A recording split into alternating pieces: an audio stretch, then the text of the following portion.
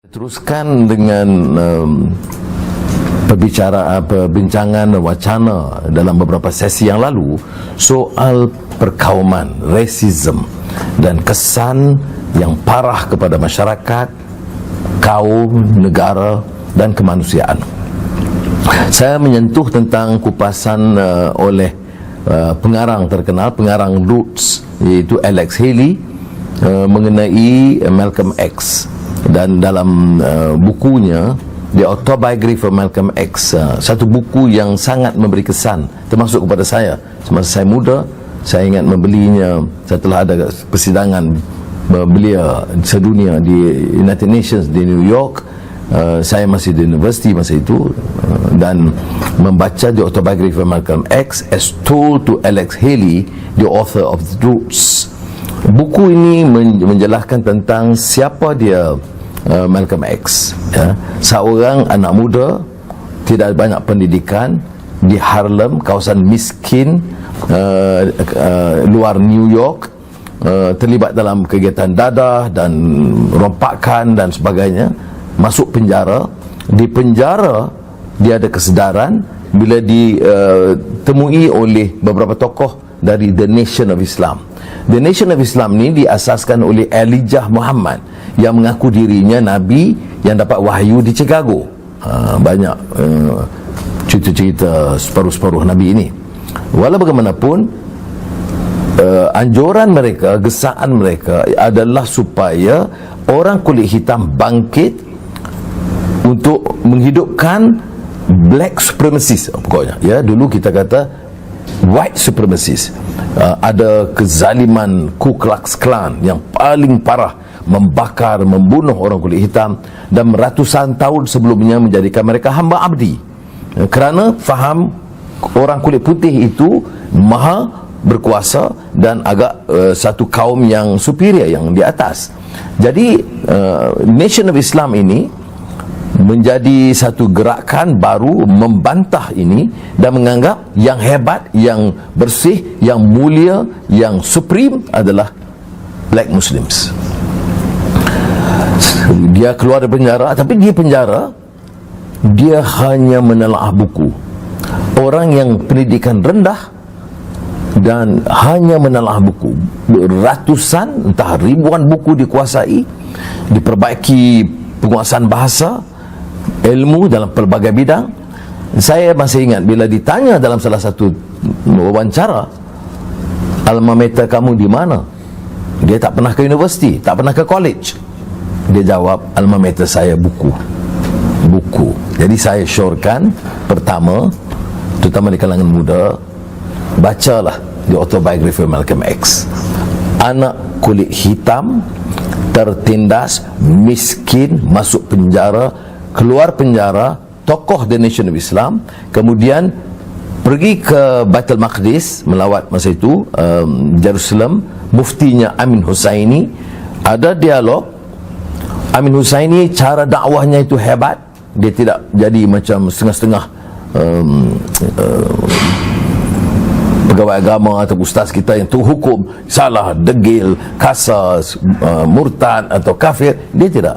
Dia tahu Malcolm ini bukan Islam, ya, kerana menganggap Elijah sebagai Nabi.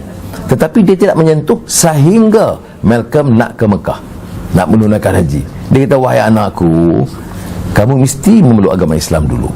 Bila kamu memeluk agama Islam, baru boleh pergi menunaikan fardu haji. Baru dia tegangkan. Di Mekah itulah yang menjadi kesan kepada Malcolm, kerana dia dalam surat dia kepada adik dia atau kakak dia dalam buku ini, Autobiography Malcolm X, my dear sister, kata dia, ini dia Islam. Bila pakai ihram, dia kata, kamu anak raja, kamu anak boroh kasar, kamu profesor, alim terkemuka, kamu orang petani biasa, semua pakaian yang sama. Dan ini, kata dia, belum pernah dia rasakan sepanjang hidup dia di Amerika Syarikat, bagaimana semangat dan jiwa memerdekakan manusia dan menjadikan manusia itu sama, putih, hitam, kaya, miskin.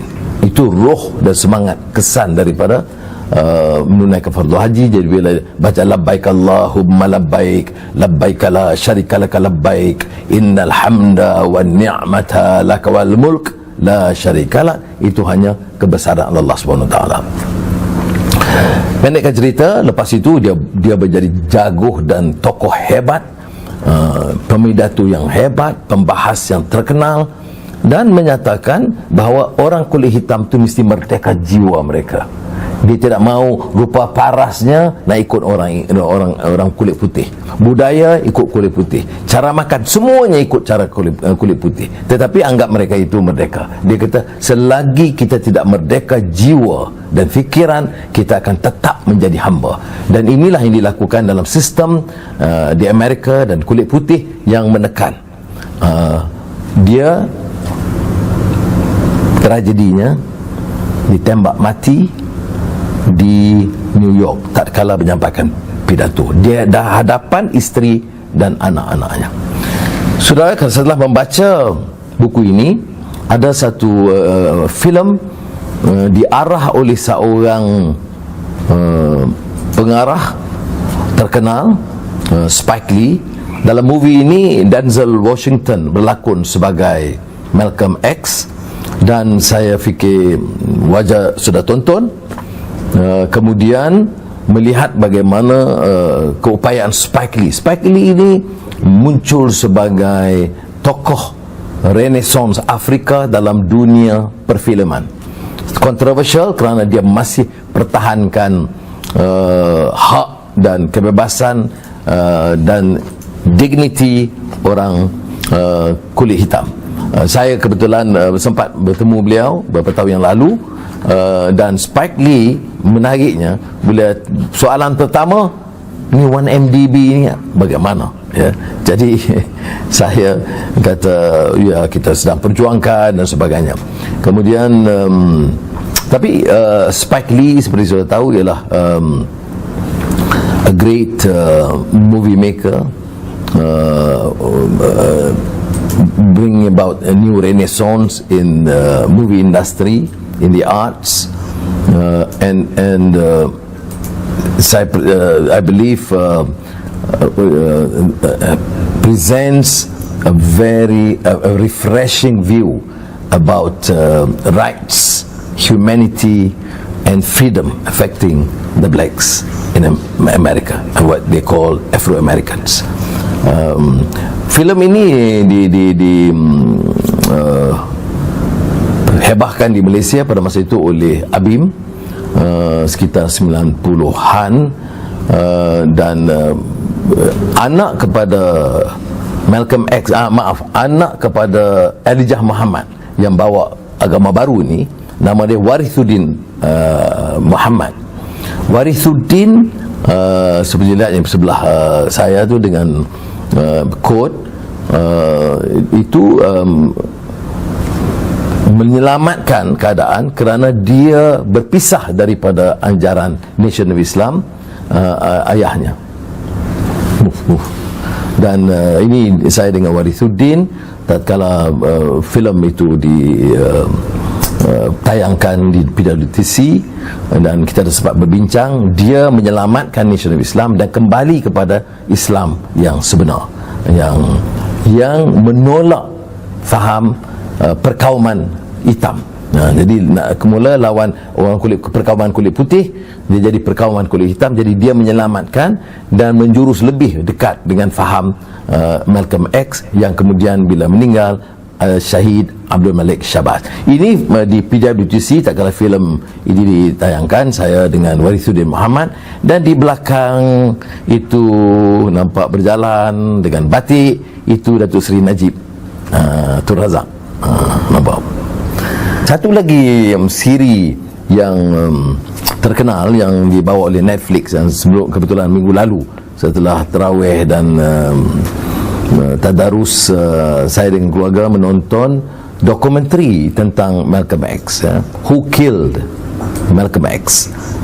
Dan ini sangat menyayat bahawa hidupnya itu senantiasa diburu oleh intelligence Amerika, FBI, CIA, senantiasa memberi ugutan, rumahnya dibakar sebelum itu, dan dia terus diugut, dan akhirnya seperti mana saya sebut, dibunuh, ditembak mati di hadapan isteri dan anak-anaknya. Sampai sekarang belum jelas siapa yang terlibat. Ramai yang percaya Intelligence Amerika mungkin terlibat bersama dengan The Nation of Islam. Kes itu ditutup. Demikianlah kisah seorang pejuang yang terpaksa menanggung derita sekian lama, tetapi menjadi kesan pengajaran. Dan sampai sekarang kalau sudah lihat di beberapa kota di Amerika, kadang anak-anak universiti masih pakai baju t-shirt Malcolm X, ya. Maknanya pengaruhnya hebat. Dia tidak lagi membawa pandangan perkauman, ya, tetapi menyatakan kami ada maruah, harga diri dan dignity. Kami mau dianggap sebagai manusia dan tidak sebagai bekas hamba dan orang yang mesti ikut budaya dan pemikiran dan cara hidup orang Inggeris atau orang kulit putih. Baik, menyentuh tentang movie dan filem ini, saya kebetulan teringat sahabat saya, seorang pengarah filem Bollywood, Akbar Khan. 2 malam lalu saya menelpon dia. Akbar Khan menyatakan, ada baiknya kalau kita buat zooming. Saya nak tanya 1-2 soalan, kerana Akbar Khan ini sahabat lama, dan saya senang dengan dia, ya.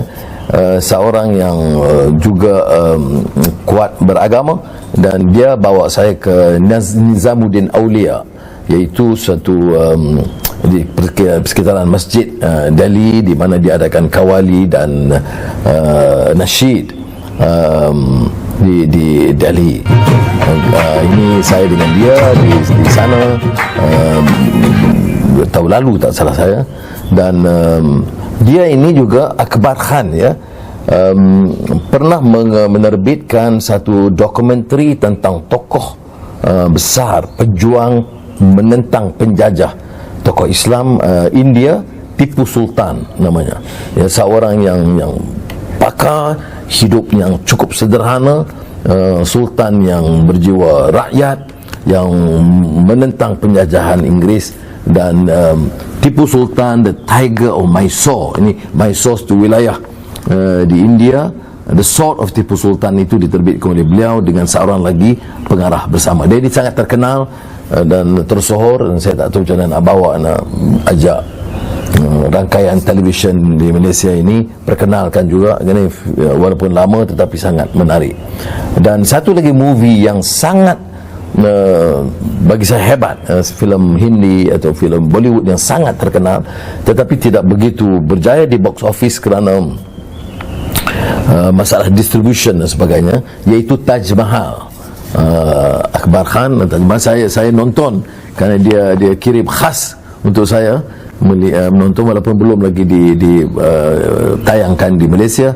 Saya bercadang dengan Akbar kalau boleh kita buat premier untuk menonton filem Eternal Love Story, ya. Kerana Taj Mahal ini sebenarnya gedung percintaan, tapi oleh kerana gedung percintaan ini percintaan raja terhadap Taj Mahal, isterinya yang dikasihi, kosnya tinggi lah. Jadi kalau kita orang besar-besar ni, kalau cinta-cinta, janganlah beli hadiah-hadiah dan bikin gerbang-gerbang yang mahal, kerana rakyat yang membayar. Tetapi yang kita nak lihat ini ialah kehebatan seni bena dan juga kisah percintaan abadi dan mutu filem yang sangat menarik. Itu insya-Allah, entah mungkin Facebook live berikutnya saya akan kontak dia, kerana dia senang sangat. Dia kata, "No, please, I'm available anytime.